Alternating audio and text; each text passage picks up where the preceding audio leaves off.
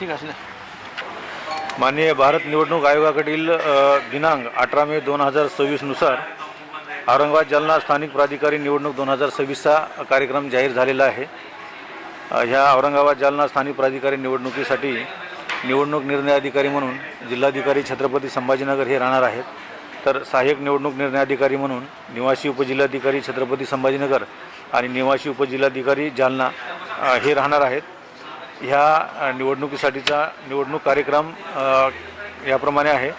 निवडणुकीची अधिसूचना प्रसिद्ध करण्याचा दिनांक आहे 25 मे 2026।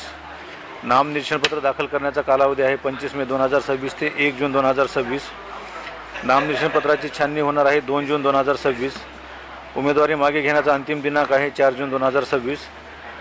मतदानाचा दिनांक आहे 18 जून 2026।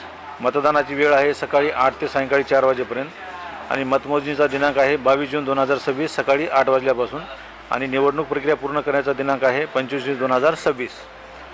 ह्या निवडणुकीसाठी मतदार म्हणून छत्रपती संभाजीनगर जिल्हा आणि जालना जिल्ह्यातील महानगरपालिकेचे सर्व सदस्य, छत्रपती संभाजीनगर जिल्ह्यातील जिल्हा परिषदेचे सर्व सदस्य, पंचायत समितीचे सदस्य, नगर परिषदेचे दोन्ही जिल्ह्यातील सदस्य, नगरपंचायतीचे दोन्ही जिल्ह्यातील सदस्य हे ह्या निवडणुकीसाठी मतदार म्हणून राहणार आहेत।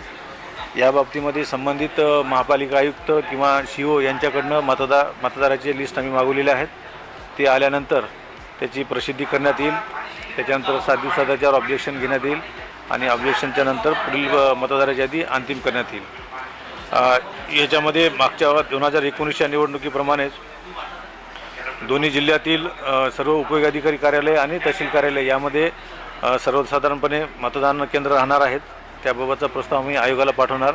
त्यांची मंजुरी आल्यानंतर मतदान केंद्राची प्रसिद्धी करण्यात येईल आणि या बाबतीमध्ये जे नामनिर्देशनपत्र दाखल करायचे आहेत त्याच्यासोबत साधारणतः त्यांचा नामनिर्देशनपत्राचा फॉर्म 2E, त्याच्यानंतर डिपॉझिट राहणार आहे 10,000 आणि SC किंवा ST मधील कॅन्डिडेट असेल तर त्याच्यासाठी 5,000, याच्यासाठी प्रस्तावक म्हणून 10 लागणार आहेत।